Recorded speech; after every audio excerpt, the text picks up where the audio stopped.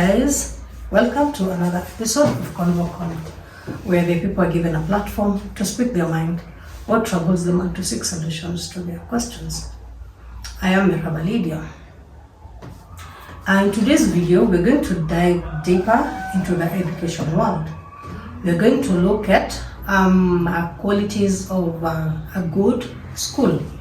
So whether you're a parent, a student, an educator, these qualities will help you in knowing the right school, maybe for yourself, for your kid, or even advising someone on where they can maybe take their kids. So in today's episode, we are basically going to look at the qualities of a good school. And to help me delve into this topic is my guest. And without further ado, I'll let her introduce herself. Hello guys, I'm Vicky. Vicky, how are you today? Fine. Okay, karibu sana. Asante.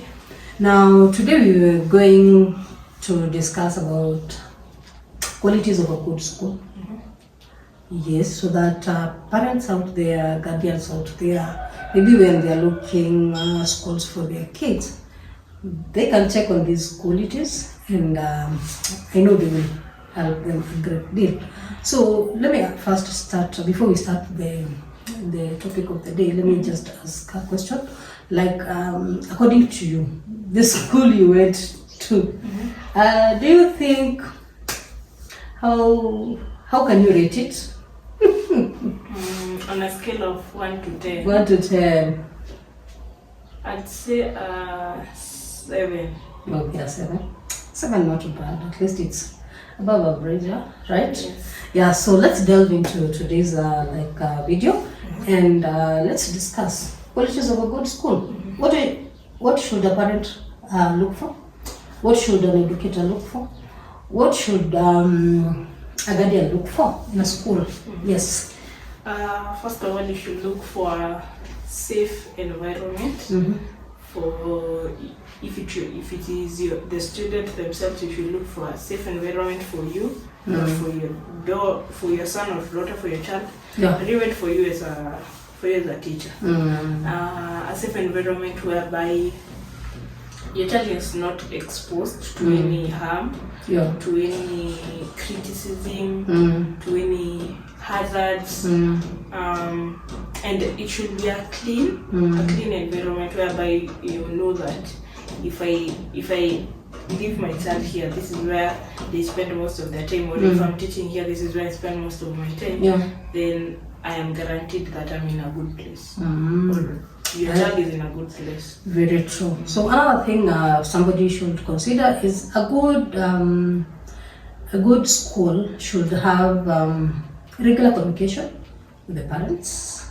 So there's that teacher, administration, student, like communication, because let at least the parent or guardian know how the child is faring on. Maybe when they go at home, where can they help them? And also, like, if a parent also feels like, oh, at least there's somewhere my child needs help, and the teacher might offer the help. So the parent should be able to communicate to the school, like, oh, this is where I want my child to be helped, because I've realized that they have a problem or they have challenges in a certain maybe field. So there should be an open communication between the teachers, the parents, and also the administration. Yes. Also, when considering a school, another factor should be are the children pushed to or engaged in activities that help them have critical thinking, because sometimes there are schools that really do not have those, that if you're not studying, the farthest you can go is PE in an evil. So you should also look for schools whereby your child is in might be in activities that will help them, have critical thinking, such as science fairs, debates, given some cases to solve, such kind of things. Also, in the line of what you're saying is a good school should also have extracurricular activities. Let's say like maybe music, they have art, they have debate clubs, they have sports, so that this child can learn holistic, not only in academics, but also in the field that they think they're good in, so they can nurture maybe their talents and learn new things. Yeah, so a good school should also have that. And in line with that, most schools maybe, let's say in the urban centers, they don't even have fields. Yes. Okay, there are those that are lucky to have a community field where they take their children to go and play. But me, I'm just wondering of schools. There are certain places that you find that the buildings are so congested, they're just flats and they don't have fields. So where do these children do the co-curricular or the co-curricular activities like their sports? Because it's very vital for a school to have a field, and if they don't have, at least they have a community field where they take their children to go and play. Yes. Another thing a parent or a student might consider is if the school uses technology in studying. Because in the rise of technology and in the world that we are living in right now, there's also need for technology for further learning, such as e-books. They should have access to e-books, access to laptops, access to desktops, maybe even tablets. Not for a long time, but maybe when they're doing research for some few hours, yes. They should have access to such kind These of things. teachers, yeah. And also the new books that are coming up, because the books that you used are not the books that are being used today. Yeah. So they should have access to the new technology that is coming up every day.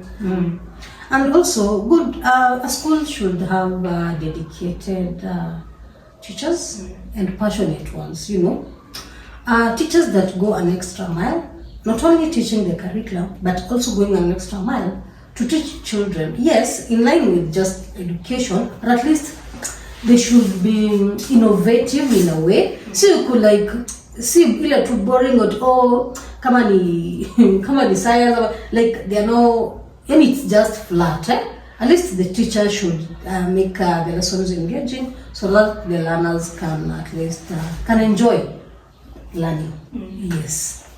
Also, a school should collaborate with other education platforms. Like they can take a group of students for benchmarking.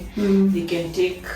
They can even invite other schools over to their school. Yeah. They can invite campus students, or they can take a bunch of students to the campus to to learn about careers and such kind of things. They should collaborate even with people who are already practicing their career, so that they can come and talk to them and share the education, what they went through with the students.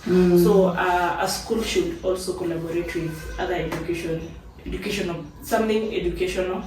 with their school. And in line with what you're saying, also good school should be able to provide guidance and counseling, or even peer counseling to their children in schools, because most schools don't do this. But I think it's very much with the rise of so much cases in schools, bullying, I don't know what, others say lesbianism, whatever it is in school, or even maybe a child who's facing maybe challenges from where they come from. So it is good that the school should be able to provide a safe environment for this child, or even offer just guidance and counseling, so that this child can have a good stay in school and also focus in the academics. Yes.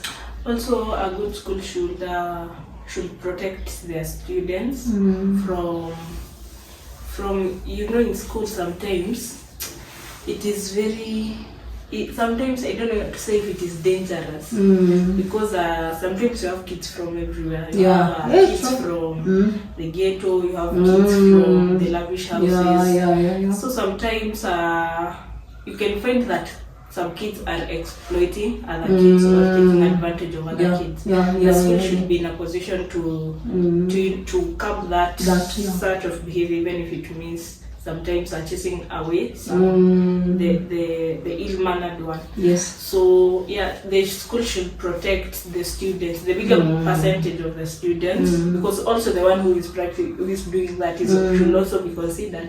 But the bigger percentage should be considered and protected. Do you know that most of these behaviors, like maybe the other behaviors that people learn from school?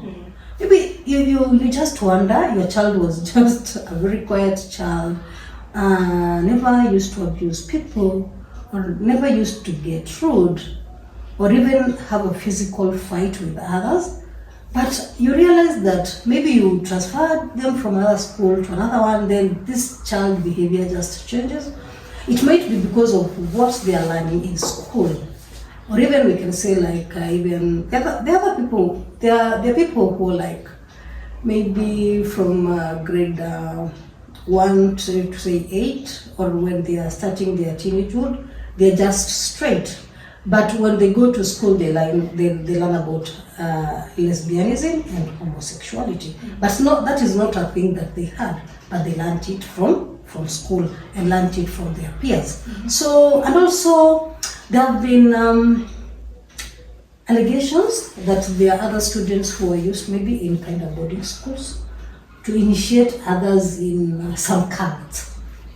So the cultic something have their agents in schools. So they just choose if it's a student, so they take that student to another school, so that student is involved in like initiating other students. You see, so like at least schools should have mechanisms in which they can protect children from such behaviors. Students are given a challenging curriculum, challenging assessments, so that they can get ready for their future careers or the future educational level. Not to victorize. They should not stay settle for this. They should give them something challenging, so that when they go to the next level of education, they are prepared. School to have continuous assessments, sio tu ile mara moja tu kwa like in a term, but at least it should be something that is continuous, so that the students can track their progress.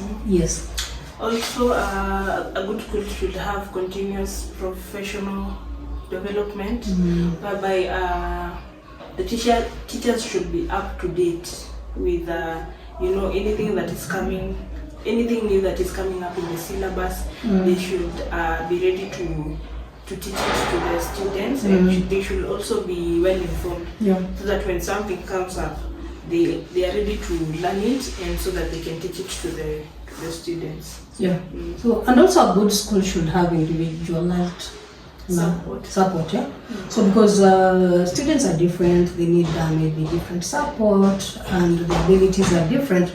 So at least it is good for a good school to have that individualized support in line with what their child needs. Maybe they can have a co-curricular activity, like remedial classes, maybe, or just tailor-made something that is appropriate for that child.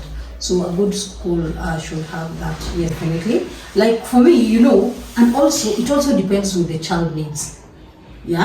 Because for me, like my parents had that quality when they're looking for a secondary school. For me, they had a quality that they wanted. So because for me, like cold weather does not favor me.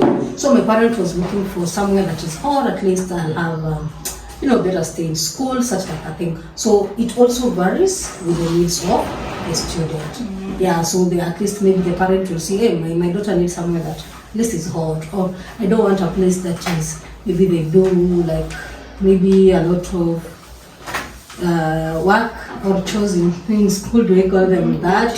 Duties in school. So those are also factors, but I think we've exhausted most of them. So hope the qualities that we've given to you for qualities of a good school, they're going to help you when you're going to look for your child's school. Either you're a parent educator, if you're looking for a school to teach, then look out for these qualities. And thank you very much. If you are a returning subscriber, we thank you very much and we appreciate your support. And if it is your first time watching us, kindly subscribe to our channel and put on that notification bell so that each and every time we upload a video, you are amongst the first person to be notified. So until next time, bye.